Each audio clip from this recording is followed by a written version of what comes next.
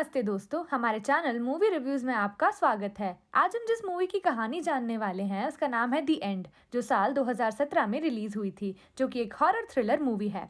कहानी शुरू होती है काफी यूजुअल डे से। हम एक hardcore businessman mister Claudio Verona से मिलते हैं, जो आज उसका एक बहुत इंपॉर्टेंट मीटिंग है, इसलिए उसे ऑफिस थोड़ी जल्दी पहुंचना था, लेकिन ट्रैफिक जाम की वजह से वो होना मुश्किल लग रहा था। बारिश भी हो रही थी, साथ में क्लाउडियो का गुस्सा भी बढ़ रहा था। हम समझ पाते हैं कि इस इंसान का बैंक बैलेंस कितना भी बड़ा क्यों न हो, दिल उतना ही छोटा है। वो बहुत रूड और एरोगेंट होता है। ड्राइवर उसे कुछ बात करने की कोशिश करता है तो वो ध्यान ही नहीं देता। उसे फिजूल की बातों में कोई इंटरेस्ट नहीं है, तो बेचारा ड्राइवर रेडियो ऑन कर देता है जिसमें न्यूज़ चल रही थी।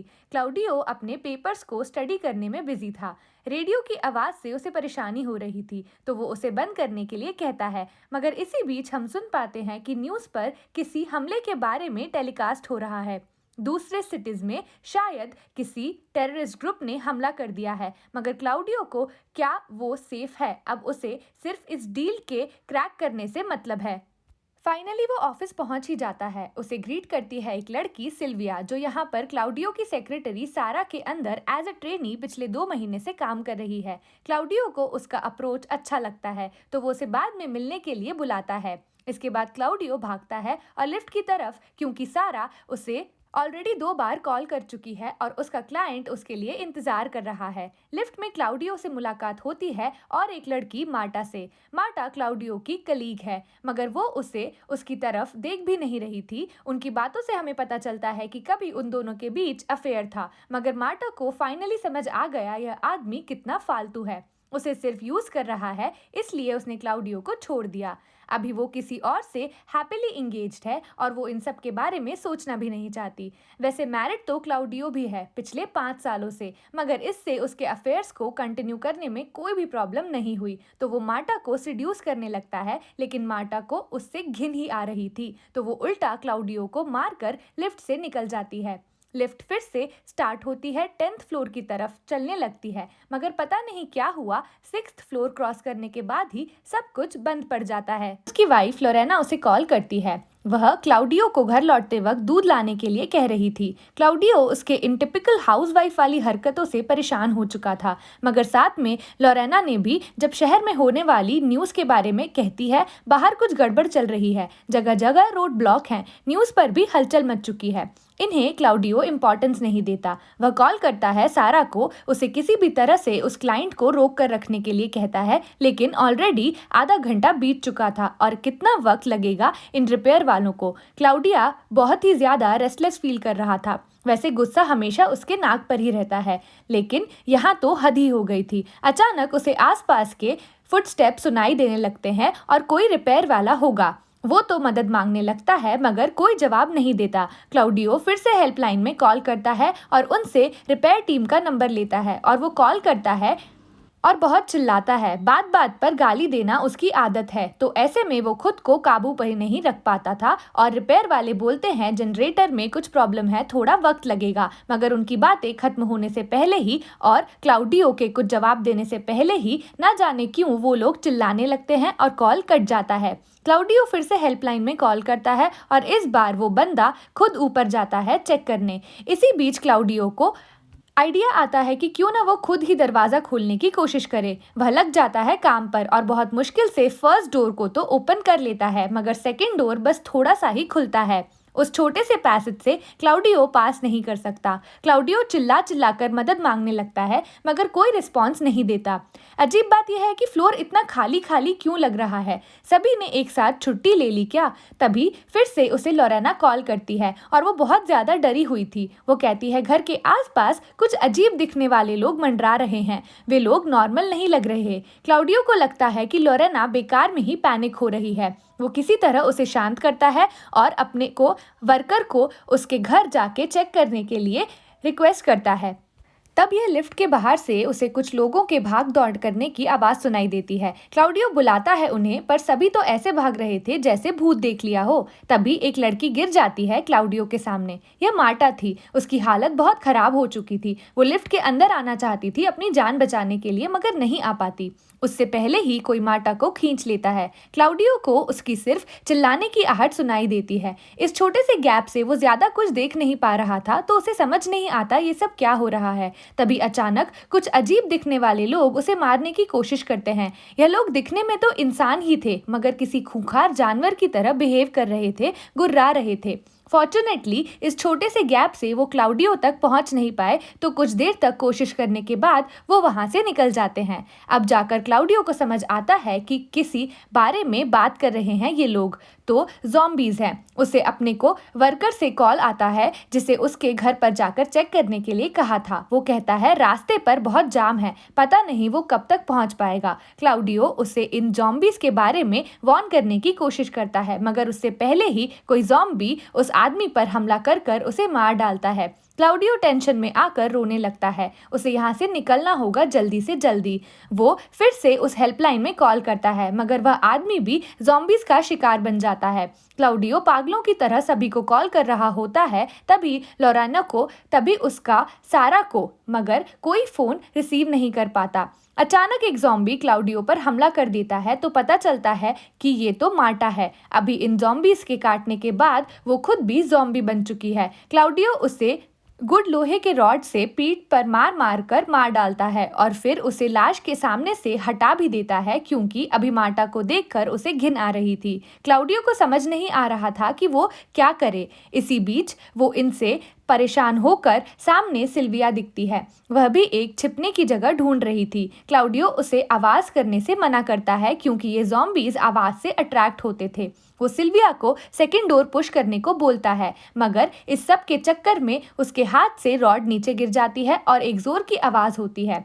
सारे ज़ॉम्बीज इस तरफ ही आने लगते हैं। सिल्विया किसी तरह एक को तो मार डालती है, पर बाकी ज़ॉम्बीज उसे खा जाते हैं। ये देख क्लाउडियो बहुत ही खराब लग रहा था। उसे रियलाइज होता है कि इस लिफ्ट में वो कितना सेफ है। वो तो लकी है। अगर सिल्विया अंदर आ पाती तो अभी वो भी जिंदा होती। वो फिर से लोरेना को कॉल करता है। इस बार वो फोन रिसीव तो करते हैं, मगर पता चलता है उसके घर में भी ज़ॉम्बीज ने हमला कर दिया है। क्लाउडियो उसे क्लोजेट के पीछे छुपने के लिए कहता है, मगर इसके बाद क्या?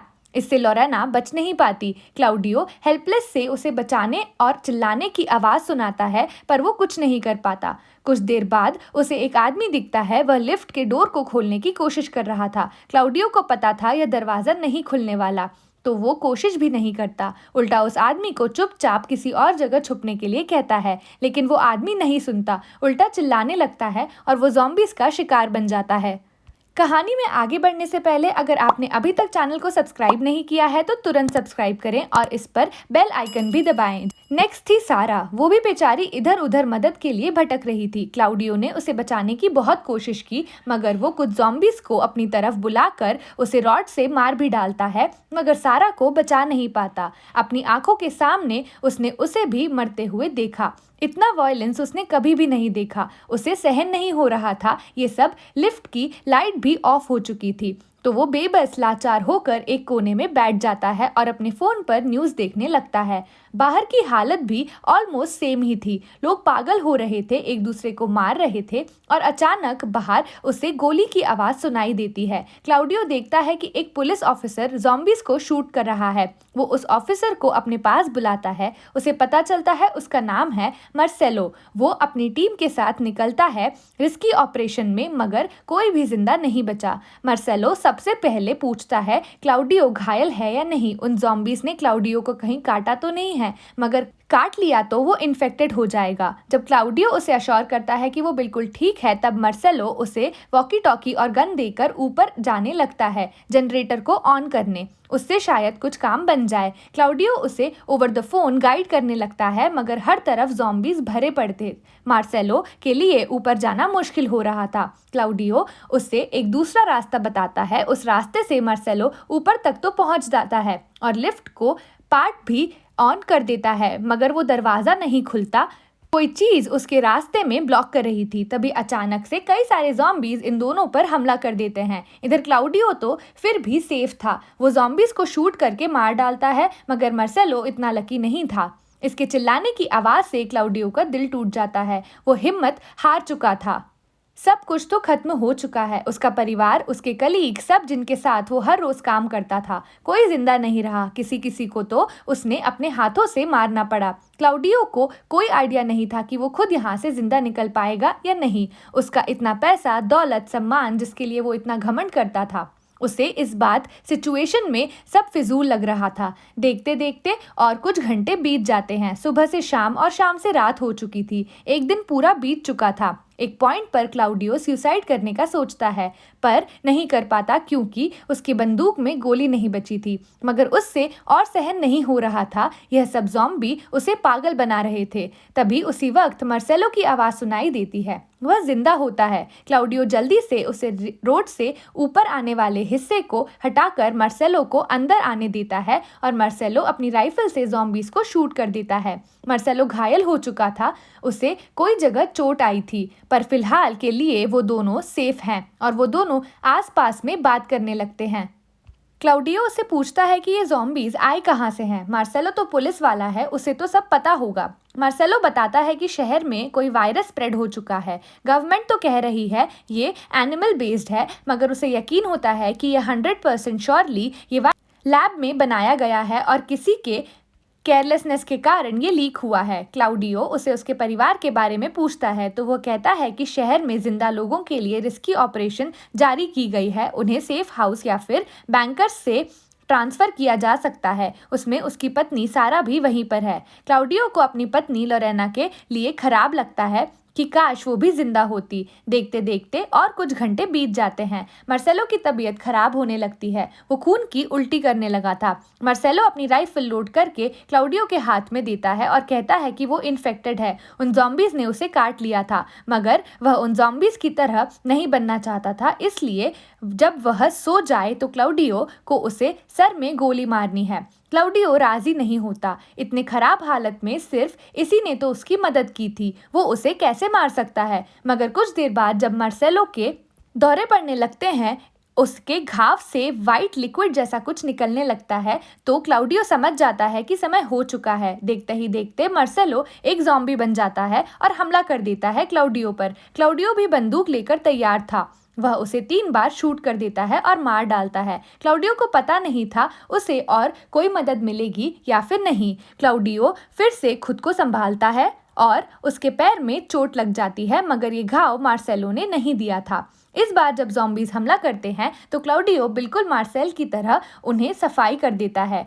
वो लास्ट टाइम की तरह नर्वस नहीं होता, लेकिन वो इतना एग्जॉस्ट हो चुका था कि बेहोश हो जाता है। कुछ देर बाद अलार्म की आवाज़ से उसका सेंस लौटता है और उसे बाहर के लोगों की चिल्लाने की आवाज़ें सुनाई देती हैं। इसके बाद उसे अननोन नंबर से कॉल आता है। जब क्लाउडियो फ़ोन रिसीव करता है तब उसे खुशी का ठिकाना नहीं रहता। पता चलता है कि लोरेना अब भी जिंदा है, मगर वो कहाँ है, कैसी हालत में है, ये नंबर किसका है, ये सब पूछने से पहले ही क्लाउडियो का फ़ोन स्विच ऑफ हो जाता है। फ़ोन में चार्ज नहीं था, लेकिन लोरेना की आवाज़ से क्लाउडियो के दिल में उम्मीद फिर से जाग उठती है। वो ठंडे दिमाग से सोचने लगता है उसे क्या करना चाहिए। सबसे पहले वो मार्सेलो की लाश के ऊपर चढ़कर दरवाजे से ब्लॉकेज को हटाता है और पूरा जोर लगा के दरवाजे को खींचता है।